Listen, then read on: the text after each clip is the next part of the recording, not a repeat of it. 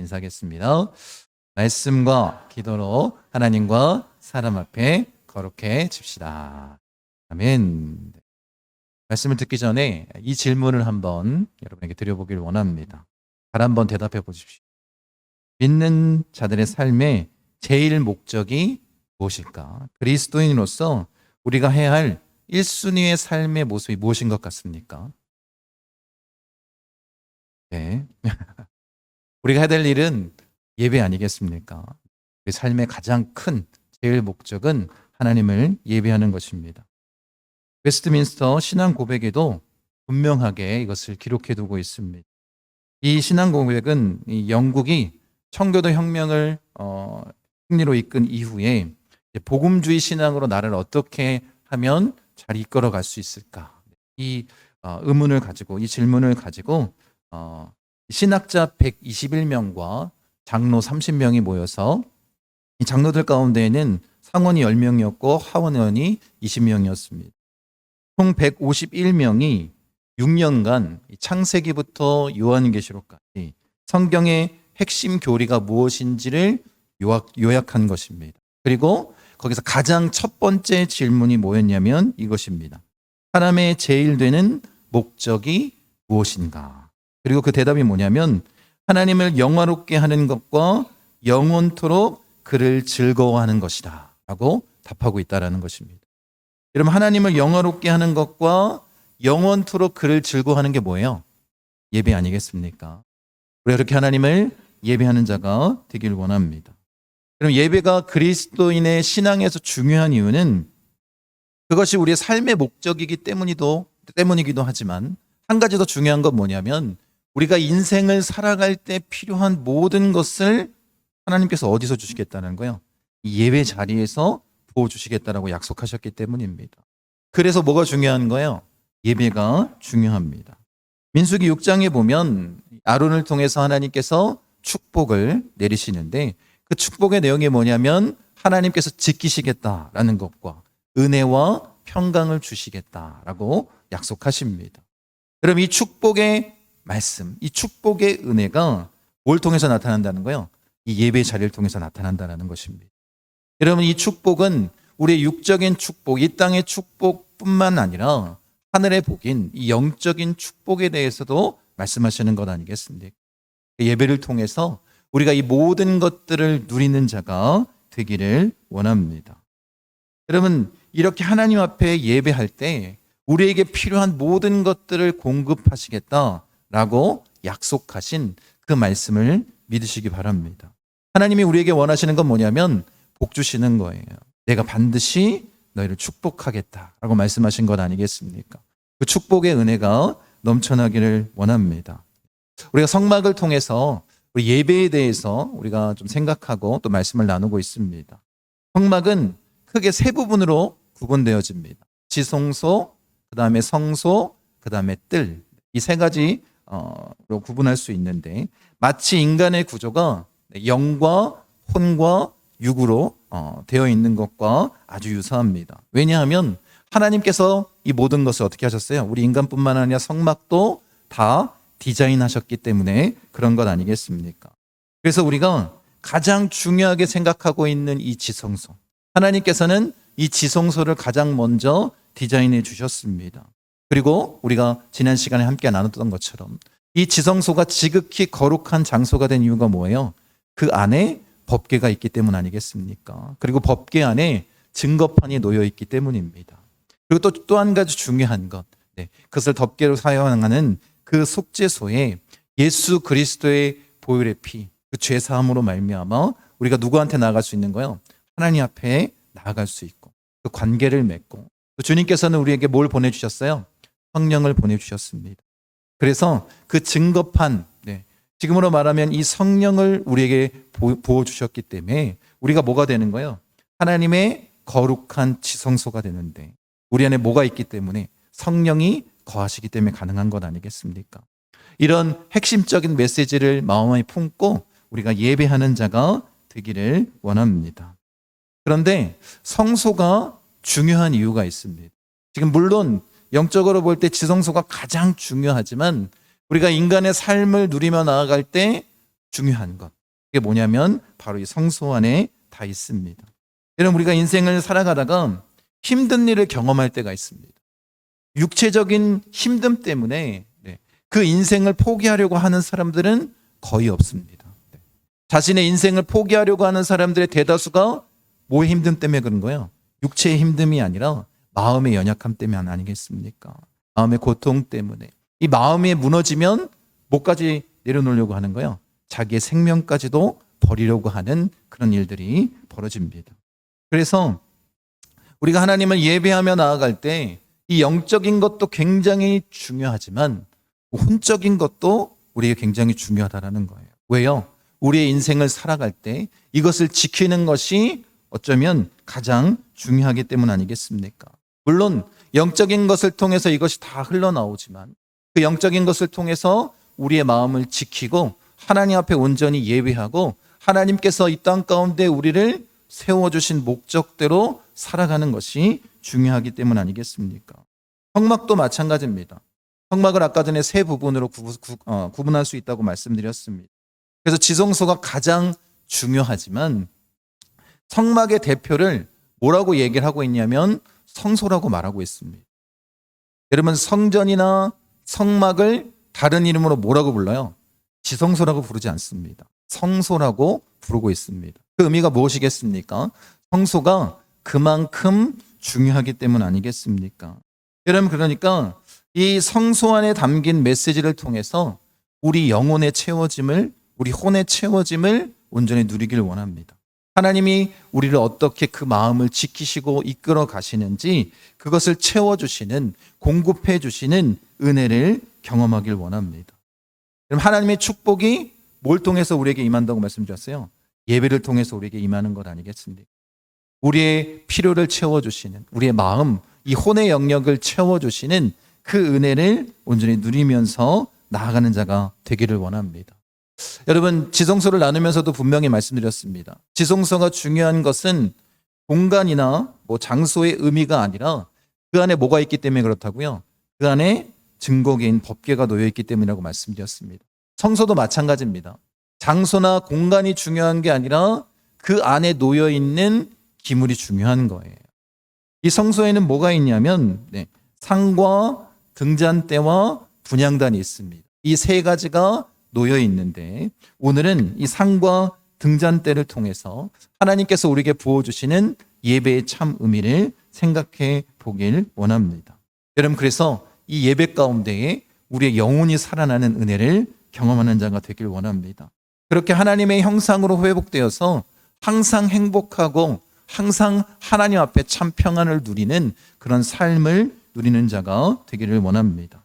먼저 이 상, 진설상이라고 우리가 부르기도 하는데 이 상에는 어떤 의미가 있겠습니까?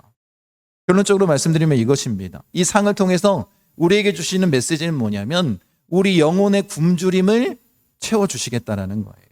영적인 그 체험, 그것을 우리에게 허락하시겠다라는 것입니다. 여러분, 이 상 위에 놓여 있었던 그 진설병, 이 떡은 누구를 위한 것입니까? 하나님을 위한 것일까요? 우리를 위한 것일까요? 여러분, 이 떡은 다른 우상들을 섬길 때 그렇게 재물을 갖다 놓는 것은 다 신들을 위한 것이지만 이 진설상 위에 놓여 있는 이 떡은 하나님을 위한 것이 아니라 우리를 위한 것입니다. 여러분, 이것을 잊지 마시기 바랍니다.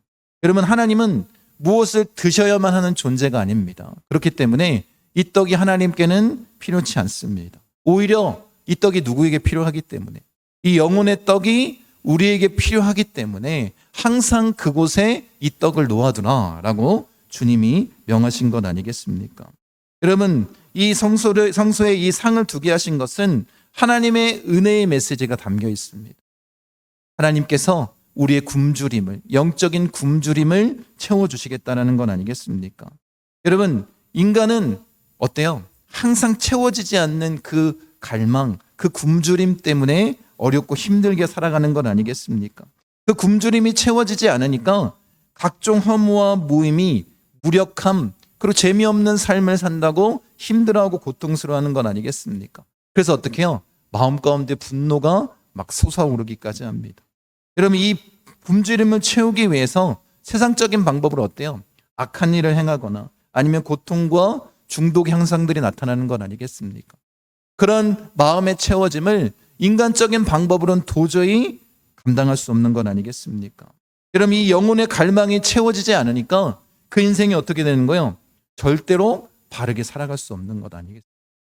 그렇게 흔들리고 넘어지고 결국에는 어떻게 해요? 자기의 목숨까지도 버리는 그런 일들이 벌어지는 건 아니겠습니까? 여러분, 그래서 이 마음의 갈망이 채워지는 자리가 어디라는 거예요? 예배의 자리라는 것입니다. 성소에서 예배할 때 이 마음의 갈망을 하나님께서 채워주시겠다는 거예요. 하나님의 사랑과 은혜로 그 영혼의 굶주림을 채워주시겠다라는 그 약속의 말씀이 담겨져 있는 것 아니겠습니까? 그래서 다윗도 마찬가지입니다. 하나님 앞에 예배할 때 이 마음을 가지고 고백한 시가 있습니다. 우리 시편 63편 1절부터 5절까지 함께 천천히 읽어보도록 하겠습니다.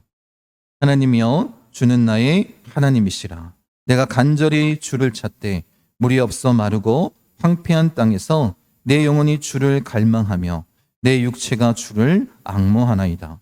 내가 주의 권능과 영광을 보기 위하여 이와 같이 성소에서 주를 바라보았나이다.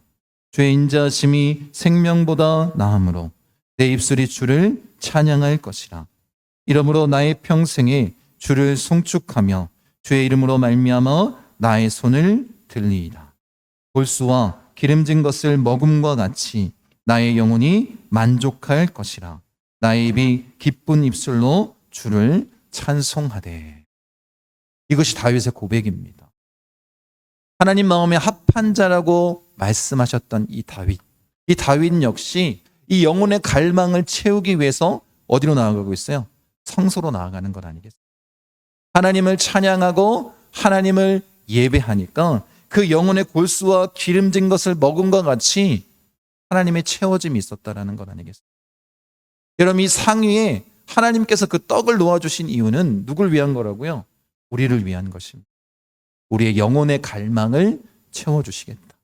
그럼 이 예배 가운데 여러분들의 영혼의 갈망을 채우는 자가 되기를 원합니다.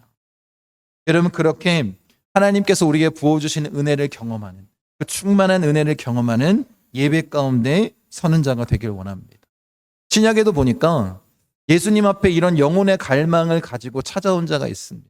여러분이 잘 알고 있는 수가성의 여인 아니겠습니까? 이 여인이 예수님께 예배에 대해 질문합니다. 그때 예수님께서 영과 진리로 예배할 때가 올 것이다. 참되게 예배하는 자는 영이신 하나님께 영과 진리로 예배할 것이다 라고 말씀하시지 않습니까? 그 수가성의 여인 역시 주님을 만나고 그 영혼의 갈망이 채워졌습니다. 그래서 하나님을 참되게 예배하는 자로 거듭날 수 있었던 것 아니겠습니까? 우리의 영혼의 갈망이 채워지는 그런 예배를 드리는 자가 되길 원합니다. 날마다 우리에게 그렇게 공급해 주시는 하나님의 은혜를 경험하는 자가 되길 원합니다. 그럼 중요한 것은 이것입니다. 이 영혼의 갈망을 그러면 어떻게 하나님께서 채워주시는가? 이것 아니겠습니까? 말씀을 같이 한번 읽겠습니다. 30절 말씀입니다. 상 위에 진설병을 두어 항상 내 앞에 있게 할지니라. 여기서 이 상은 진설병을 올려두기 위한 그런 기구입니다. 그런데 우리말로 진설병은 어떤 의미냐면 제사의 법식에 따라 상 위에 차려놓은 떡이라는 그런 의미를 가지고 있습니다. 그런데 히브리어로 보면 이 진설병의 의미가 뭐냐면 레헴 파님입니다. 레헴은 우리가 베들레헴 할 때 얘기하는 것처럼 빵, 떡으로 우리가 그렇게 번역할 수 있을 것 같고, 중요한 것은 이 파님이라는 단어입니다. 이 파님이라는 단어는 뭐냐면 얼굴이라는 뜻입니다. 그래서 이 진설병을 이 히브리인들은 그냥 파님이라고 부르기도 합니다. 여러분, 그럼 이 파님이 얼굴이라는 의미인데 이 파님은 누구의 얼굴일까? 누구의 얼굴일 것 같아요? 우리 얼굴이 아니라 하나님의 얼굴을 얘기하는 거예요. 여러분, 그 은혜, 그 영혼의 갈망을 뭘로 채워주시겠다는 거예요? 하나님이 우리를 직접 바라보시고 대면하시고 우리와 함께 하셔서 채워주시겠다는 것 아니겠습니까? 아론의 축복에 보면 주님이 분명히 이렇게 말씀하십니다. 여호와는 그의 얼굴을 내게 비추사 여호와는 그 얼굴을 내게로 향하여 드사 이렇게 말씀하십니다. 그러면서 은혜와 평강의 축복을 부어주시는 것 아니겠습니까? 여러분, 여러분의 갈망은 뭘로 채울 수 있다고요? 하나님을 대면하고 하나님을 만나는 그 자리에서 채울 수 있는 것. 그 얼굴을 우리가 바라볼 때, 우리에게 햇살처럼 따뜻하게 비춰주실 때, 우리를 지켜 보호하시며 그렇게 우리를 향하여 그 얼굴을 드실 때, 그 은혜를 경험할 수 있는 것 아니겠습니까? 여러분, 그러니까 중요한 것이 뭐라는 거예요? 이 하나님의 얼굴이라는 거예요. 여러분, 그렇게 주님을 만나는 자리, 이 예배의 자리, 그 하나님의 은혜와 평강의 축복을 누리는 자리가 되기를 원합니다. 꼭 기억하십시오. 하나님의 얼굴을 대면하는 것이 가장 큰 축복입니다. 이것이 임마누엘의 축복 아니겠습니까? 우리가 예배하는 이유 아니겠습니까? 그 주님의 얼굴을 대면하는 자가 되길 원합니다. 그 주님과 동행하는 자가 되기를 원합니다. 주님 어떻게 하신다고요? 우리를 따뜻한 햇살처럼 비춰주시고 우리에게 관심을 갖고 지켜보시고 바라보시는 분 아니겠습니까? 그 놀라운 축복을 경험하기를 원합니다. 그럴 때 어떻게 된다고요? 우리 영혼의 굶주림이 사라지는 거예요. 우리 영혼의 목마름과 배고픔이 사라지는 건 아니겠습니까? 여러분, 그리고 이 진설병상은, 진설병과 그 상은, 또 그 상 위에 이 진설병은 항상 놓여 있게끔 하나님께서 말씀해 주십니다. 그 의미가 무엇이겠습니까? 하나님이 원하시는 것은 항상 우리와 함께하며 그 은혜, 그 갈망을 채워주시길 원하는 것 아니겠습니까? 그래서 우리가 할 일은 뭐라고요? 그 예배의 자리로 향하여 나아가기만 하면 되는 것입니다. 그곳에서 하나님의 은혜를 온전히 누리는 자가 되기를 원합니다. 다시 한번 말씀드립니다. 하나님은 우리를 어떻게 하시겠다고 말씀하셨어요? 반드시 축복하시겠다고 약속하셨습니다. 그 말씀을 잊지 마십시오. 그 예배의 자리에서 그 은혜와 평강의 축복을 누리는 자가 되기를 원합니다. 두 번째로 우리가 나눌 성수의 기물이 뭐냐면 등잔대입니다. 이 사진을 잠깐 먼저 보도록 하겠습니다. 이게 뭐냐면 이스라엘의 국장입니다. 그래서 보통 우리가 이스라엘 또 유대인들을 대표하는 것을 뭐라고 얘기해요? 다윗의 별이라고 이야기를 합니다. 물론 국기에도 그렇게 다윗의 별이 그려져 있습니다. 마겐 다비드, 그래서 다윗의 방패라는 그 이스라엘의 그 우리가 알고 있는 그 별 모양, 그것은 어떤 의미였냐면 그냥 다윗 왕가의 문장이었던 것 같습니다. 그런데 그것이 이스라엘을 대표하는 국가의 그 국기에 기록되어진 것 아니겠습니까? 그런데 이 다윗의 별은 성경적인 의미를 담고 있지 않습니다. 성경 어디에서도 발견할 수 없는 것입니다. 그래서 이 이스라엘과 유대인들을 대표하는 것 중에 핵심적인 것이 뭐냐면 지금 아까 전에 보여드렸던 그 국장 안에 있었던 메노라라고 불리는 등잔대입니다. 그래서 이스라엘 백성들은 또 지금 역시 마찬가지입니다. 유대인들은 그것을 자신들의 상징이라고 생각하고 있고 이 안에 성경적인 의미가 담겨져 있기 때문에 아주 중요하게 생각하고 있는 것입니다. 여러분, 하나님께서 이것을 상징적인 의미로 이스라엘 백성들에게 주신 이유가 무엇이겠습니까? 어떻게 살라라는 거요? 이 등잔대의 역할과 같은 삶을 살아가라는 것 아니겠습니까? 여러분, 이 등잔대는 금으로 만들어져 있고 또 7개의 등잔을 올려놓을 수 있는 것입니다.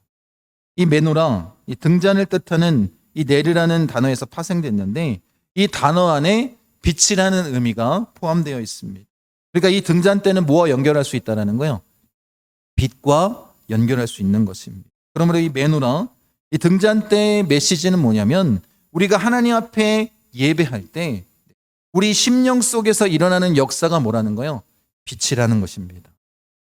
우리가 하나님을 예배할 때 우리가 그 하나님의 빛에 동화되어서 우리 역시 빛 가운데, 이 밝음 가운데 설 수 있다는 거예요.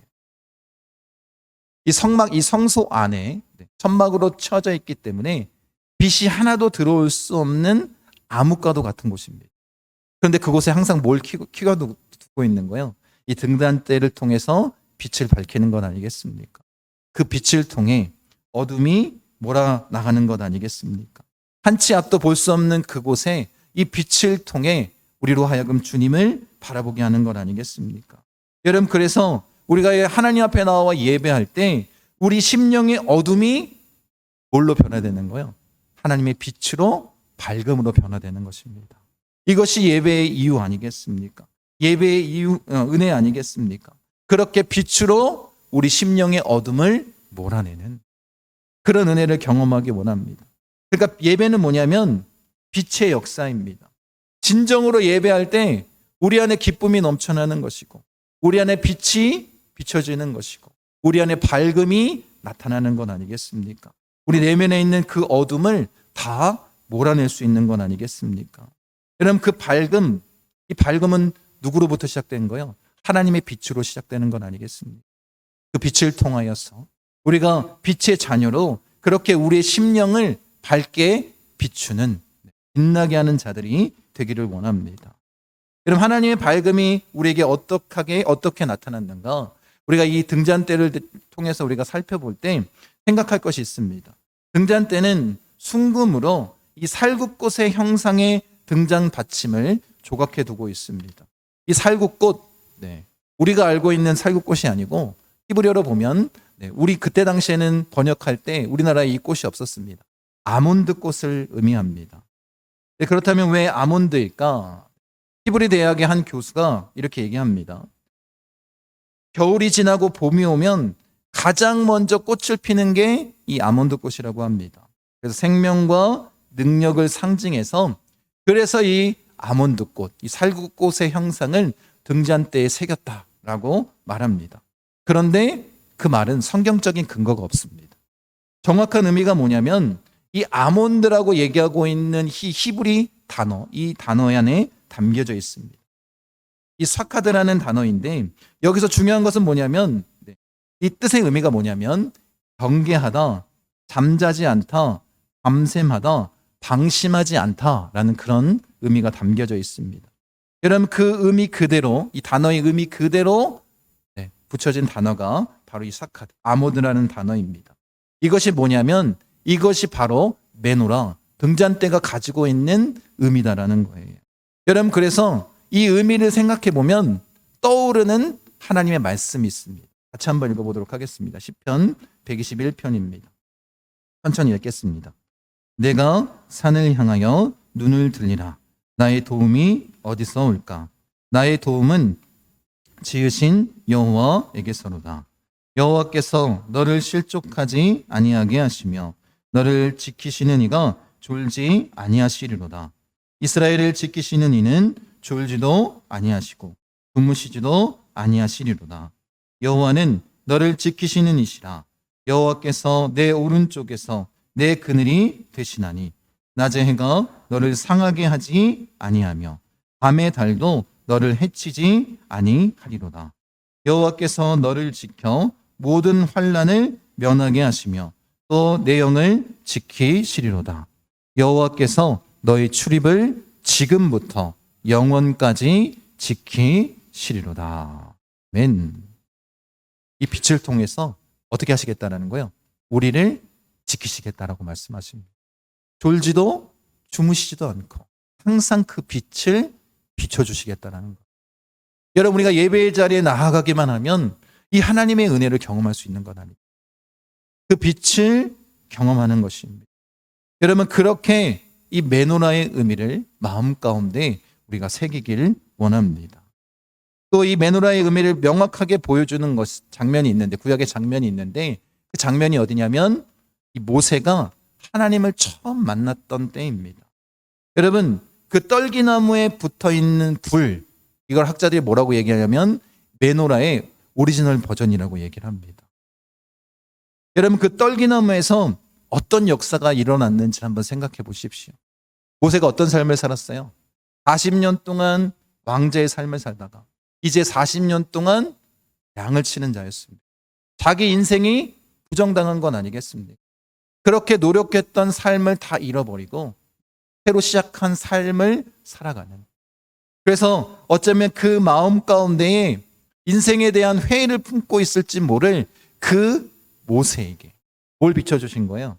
하나님의 빛을 비춰주신 것 아니겠습니까? 그리고 그의 인생을 바꿔주셨습니다. 삶의 방향과 그 의미를 잃고 살아가는 그 사람들, 그 사람이 두려움과 어둠 가운데 잠식되어 있는 그런 자들에게 뭘 주셨다는 거예요? 하나님의 빛을 비춰주셨다는 거. 이것이 하나님의 은혜 아니겠습니까? 아무런 열정도 소망도 없이 죽음 가운데 죽음을 기다리며 살아가는 무의미한 삶을 살아가는 자에게 하나님께서 뭘 주셨어요? 절대 희망을 주신 것 아니겠습니까? 소망을 주신 것 아니겠습니까? 사명을 주신 것 아니겠습니까? 여러분, 그렇게 우리로 하여금 어떻게 살길 원하는 거예요? 모세처럼 그 빛을 품고 살아가는 자가 되길 원하는 것 아니겠습니까? 여러분, 그렇게 우리가 하나님과 함께 할 때 우리의 삶을 비춰주실 뿐만 아니라 우리가 나아가야 할 그 방향을 제시해 주시는 분 아니겠습니까? 늘 우리와 함께 그 일들을 이루어 주시는 하나님의 은혜를 경험하는 자가 되기를 원합니다. 이 빛을 품은 자들은 그래서 하나님이 주신 사명을 품은 자들입니다. 우리가 그 빛을 통하여서 어떤 삶을 살길 원하는 거예요? 빛을 비추는 그런 삶을 살길 원하는 것 아니겠습니까? 예배 가운데 우리에게 빛을 비춰주시는 분명한 목적과 이유 아니겠습니까? 다른 한 곳에서 이 의미를 찾아보고 말씀을 좀 마무리하려고 합니다. 이 사카드, 이 살구나무가 아론의 지팡이와 연결되어 있습니다. 민수기 17장에 보면 이 아론의 리더십에 대해서 반기를 들기 시작합니다. 그렇게 이 일을 제기했을 때 하나님께서 각 지파의 족장들에게 지팡이를 갖고 오라고 명하십니다. 그리고 어디에서만 싹이 났어요? 아론의 지팡이에서만 이 살구꽃이 이 싹이 튀게 하셨습니다. 그리고 그것을 증거계 앞 지성소에 두라라고 말씀하셨습니다. 여러분, 이 의미가 무엇인지 한번 잘 생각해 보시기 바랍니다. 하나님께서는 어떻게 하시겠다는 거예요? 내가 선택한 자를 보증하시겠다라는 거예요. 하나님이 선택하신 그 사람을 끝까지 지켜주시겠다라고 말씀하시는 것 아니에요.